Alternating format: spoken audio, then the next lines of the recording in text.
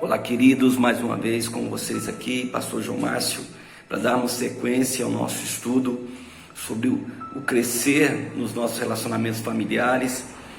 Nós entramos em um tema bem interessante, que é resolver conflitos na família, e já demos aqui, falamos de alguns princípios que vai ajudar a gente a resolver esses conflitos.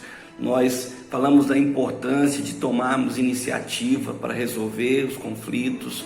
Falamos que nós precisamos fazer um autoexame da nossa vida, né, antes de buscar reconciliação. Falamos também da importância de separar erro do errado, ou pecado do pecador, né, porque o próprio Deus, ele odeia o pecado, mas ele ama o pecador. Nós precisamos também corrigir a outra pessoa com um espírito de brandura e não como um juiz muito severo. Temos que também inicialmente procurar resolver a questão individualmente com a pessoa, e se aquilo for resolvido, a gente não vai passar isso para frente, a gente vai encerrar o assunto por ali. Também a gente precisa entender que, se acaso entre nós, né, entre eu e a pessoa em conflito, não havendo uma reconciliação, é importante a gente buscar uma ajuda externa, um conselheiro, uma pessoa que pode trazer uma opinião de fora do problema, e que essa pessoa seja, de preferência, que tenha uma autoridade espiritual, para que possa ter acesso às duas pessoas.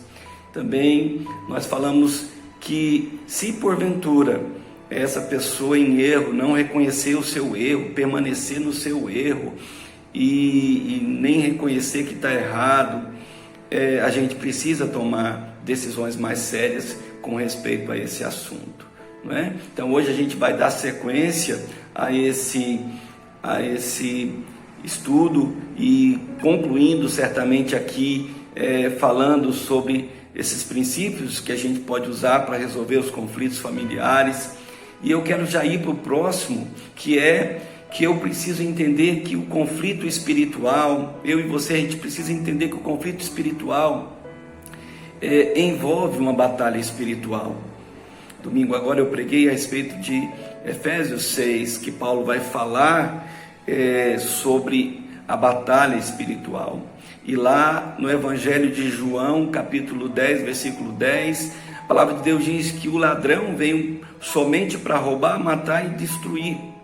A gente sabe que vivemos em uma batalha espiritual.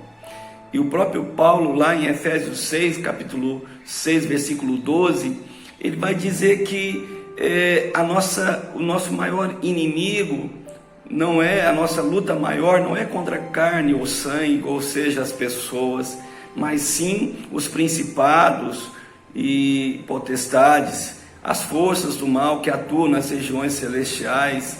Então, eu preciso entender que conflitos, de forma geral, envolvem batalha espiritual. Existe um inimigo que quer destruir, existe um inimigo querendo trazer confusão, e eu não posso descuidar desse princípio. Amém? E eu até conto uma história para ilustrar isso. É como se uma pessoa passasse por uma estrada e de repente levasse uma pedrada, e imediatamente essa pessoa começasse a esmurrar aquela pedra. Não faz sentido, não é verdade? Porque o certo seria a gente procurar quem arremessou, quem jogou aquela pedra na gente, e não esmurrar a pedra. A pedra foi apenas um instrumento que foi usado para alguém para nos atingir. Então o diabo, ele pode usar qualquer coisa, não é? Inclusive pessoas, para nos atingir. E com certeza em relacionamento a gente vai ter conflitos, e o inimigo pode usar muitas vezes de artimanha dessa batalha para atingir a nossa vida. Uma outra coisa é que é muito importante entendermos que a gente precisa, em um conflito, lançar mão do perdão. Queridos, o perdão é algo maravilhoso. Não podemos jamais esquecer qual é o objetivo da nossa conversa, da nossa tentativa de reconciliação. Se eu procuro alguém para me reconciliar, eu preciso entender que o meu objetivo é a reconciliação, não é a condenação da pessoa. Temos que tomar muito cuidado, porque se houver arrependimento, se houver confissão de pecado, eu preciso liberar o perdão e a restituição vai acontecer naquele lugar. A gente não pode ter no nosso coração o mesmo sentimento que houve no coração de Jonas. Lembra de Jonas? Jonas foi enviado por Deus a Nínive e ele não queria ir para Nínive, porque ele não queria pregar, para que o povo não se arrependesse, como de fato aconteceu. E quando ele prega, mesmo uma mensagem dura, o povo se arrepende e há o perdão de Deus. Então muitas vezes a gente tem que tomar cuidado. Por quê? Porque o perdão é o remédio. Querido, o perdão é o remédio que cura, que sara as feridas, não é? O perdão, ele restaura, o perdão ele reconcilia, o perdão ele traz paz, a paz que foi perdida, ele destrói qualquer conflito, certo?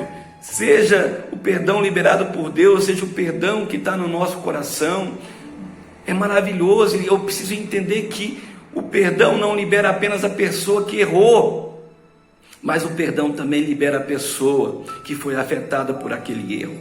Amém?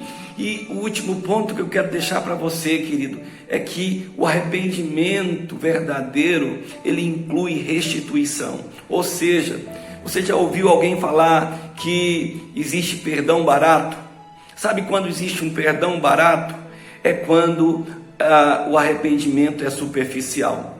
Tem uma atitude de um homem chamado Zaqueu, em Lucas capítulo 19, versículo 8, fala dessa atitude que ele tomou, que eu quero ler para você. Olha só: entre mentes, Zaqueu se levantou e disse ao Senhor: Senhor, resolvo dar aos pobres a metade dos meus bens, e se em alguma coisa tenho defraudado alguém, restituo 4 vezes mais. Olha que coisa maravilhosa. Zaqueu tinha cometido vários erros, e ele reconheceu os seus erros, mas ele foi ainda além. Ele, além de reconhecer que ele tinha errado, ele nutriu no seu coração um desejo de restituição. Ele decidiu restituir cada uma daquelas pessoas que ele tinha defraudado. Ele reconheceu que ele causou dano e ele resolveu então restituir essas pessoas. Isso faz com que quem cometeu o erro, querido, ele entenda e pense realmente no mal que ele fez, não é? Porque se a pessoa ela não vê essa possibilidade da restituição, às vezes o perdão fica muito barato.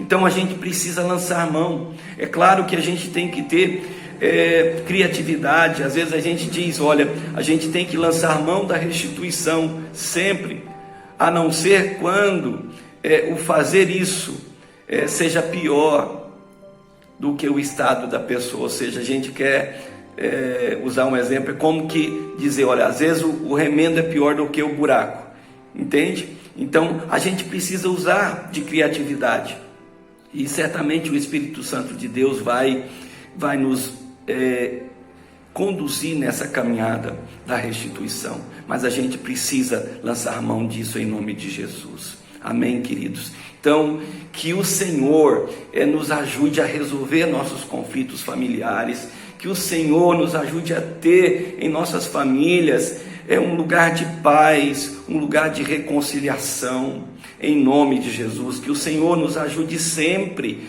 a estar com o nosso coração aberto a buscar a reconciliação e a nossa paz. Que Deus nos abençoe. No próximo estudo, a gente vai estar encerrando já esse tema da questão do crescimento nos relacionamentos familiares, falando de um tema muito interessante, que é renovando a nossa visão de uma família saudável. Amém? Então, nos acompanha aí na próxima. E se você não pegou os outros estudos, dá uma voltadinha atrás ali, na minha página, que você vai encontrar os demais vídeos, e com certeza o Senhor pode abençoar a sua vida. Amém? Vamos orar. Pai, em nome de Jesus. Pai, eu agradeço ao Senhor por mais essa oportunidade. Que o Senhor estenda a sua mão, Pai, sobre cada vida, cada família que está acompanhando esse estudo. E que o Senhor traga a tua paz. Que a bênção do Senhor repouse sobre cada um. É o que eu te peço em nome de Jesus. Amém e amém. Deus te abençoe.